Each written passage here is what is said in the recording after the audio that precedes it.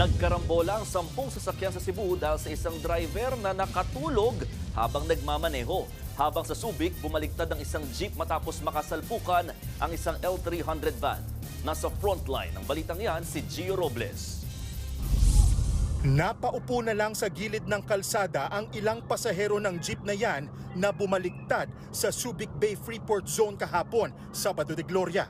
Ang ibang pasahero, isa-isang hinatak palabas ng jeep.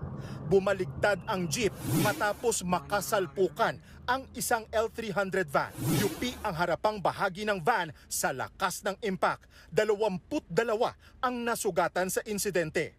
Agad namang nakaresponde ang Philippine Red Cross kaya nabigyan ng tulong medikal ang mga nasaktan. Isang biktima ang dinala sa ospital matapos mapuruhan. Nagpapagaling na siya. Iniimbestigahan pa ang sanhi ng insidente.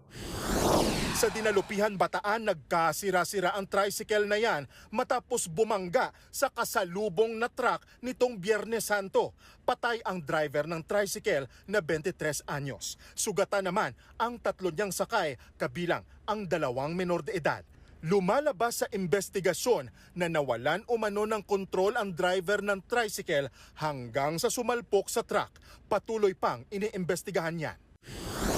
Habang sa Cebu City, nagkarambola ang 10 sasakyan na yan sa Mambaling ngayong linggo ng pagkabuhay. Ayon sa mga otoridad, isang umaandar na SUV ang nakabangga ng sasakyang nasa unahan nito hanggang sa nadamay ang 8 iba pa kabilang ang sasakyang nakaparada sa gasolinahan.